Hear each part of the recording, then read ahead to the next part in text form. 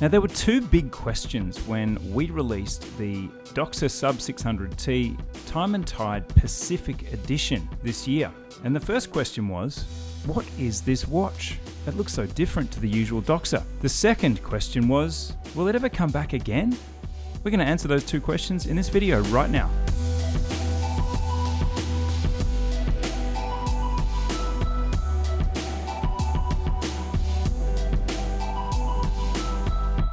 So firstly, what is this watch? It doesn't look like a Doxa, it has angles to begin with. That's because this is what is referred to as an Aubry-era Doxa, which means it was released during the 80s when Aubrey Marcus purchased the brand in 1978. He needed to find a new expression for what by that time had already become a very recognizable design trope, which was the Doxa dive watch. All of those lovely cushiony, soft edges and shrunken dial and large bezel and all of these dive watch touches that had established it as something of an icon for its time.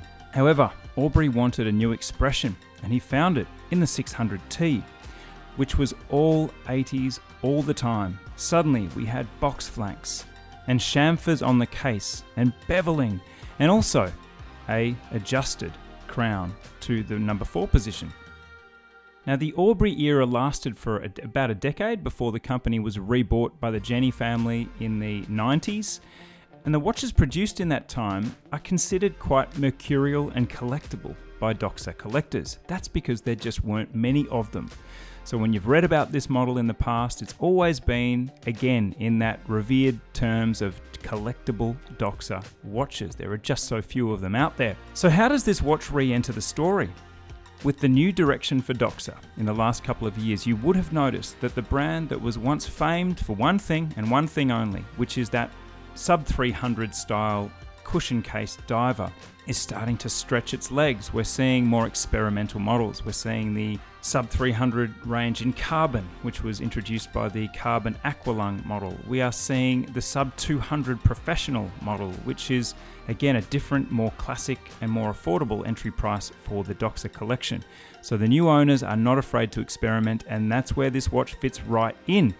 And here we enter the story because we were the lucky ones to partner with Doxa on the relaunch of an Aubry-era classic, the 600T. But our model frustrated many people because while it was joyfully celebrated, especially in titanium, it was a short run of only 200. And which leads to our next question, asked in the introduction: will it come back again? Many commentators and reviewers begged for it in the review, saying, we missed out on the Pacific, when can we have a collection? The answer is right now. We introduce you to the Doxa Sub 600T, which, get ready for it, comes in a dizzying number of variations.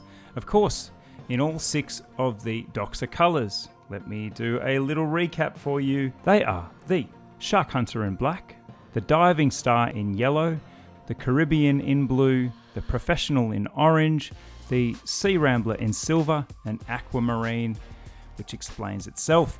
Each color can be had in either steel or rubber bracelet, and ceramic or brushed steel bezels. So, altogether 24 variations to choose from, which is going to make it hard for people who don't like choice, because honestly, there is a lot of difference between a ceramic bezel and a brushed steel, and choosing between the vintage inspired bracelet with a big square center link, which is going to appeal to some and not others.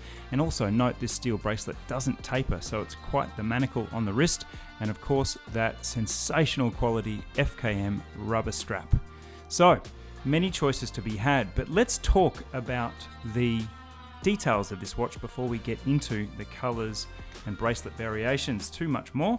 Firstly, the key stats. The watch is 40 millimeters in diameter, but wears very comfortably at 47.6 lug to lug. We also have 14.15 millimeters of thickness on the wrist.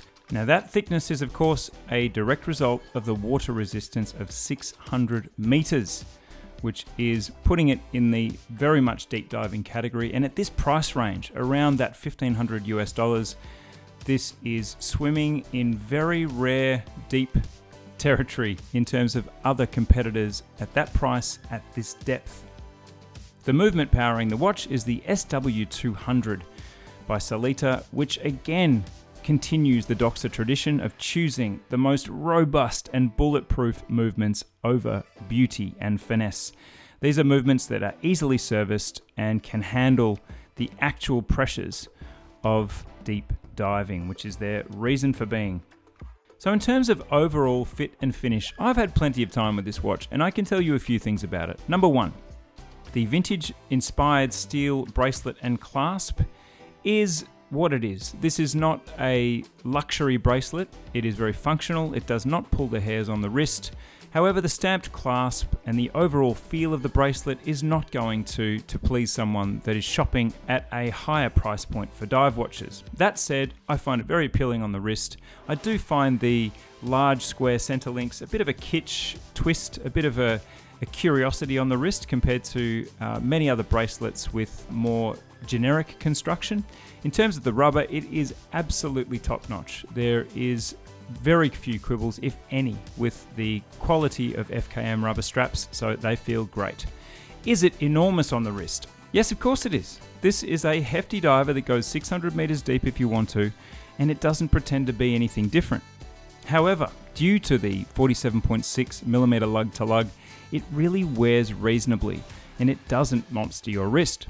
Speaking of monster, this watch is a genuine strap monster. We only have it pictured here on rubber and bracelet. Let me tell you, this goes to another level. On a NATO, so many shades to pair with. I play with my Pacific on all kinds of NATO straps and it just keeps on giving. So you'll find that this watch is really adaptable to the kind of straps you like to wear. In other touches, the lumen over is amazing. It has fantastic visibility at night. The legibility of the dial is as good as ever, like all divers. The diving bezel is nice and tight with no backwards play. Of course, it's unidirectional. And overall, we really have a sporty look here across the range. Between the bezel choices, the steel versus the ceramic, I am ceramic all day. While I think the steel has a nice sort of more dressed down utilitarian look, the black and blue ceramic are just spectacular on the wrist and really, I say, lift the overall tone of the dive watch. Look, ceramic bezels in dive watches have been increasingly democratized over the years, from in the beginning when they were only available in high-end models, and I still think that this is the key factor in a dressy diver. It's having that nice glossy ceramic bezel to lift the overall appearance of the watch. Look, I am obviously a big fan. I chose this model with my team to bring back with Doxa in our first major limited edition. So our obsession with the model is well and truly out there. Doxa have delivered what everybody wanted, which is a full collection of 24 variations for you to choose from. So the question now is simply, which color are you? Which variation? Which combination are you going to go for? Because at $1,500 for a 600 meter diver from a recognized dive watch maison, this is almost like making money. We hope you enjoyed this video. Please tell us in the comments which combination you're going for and keep on watching Time+Tide.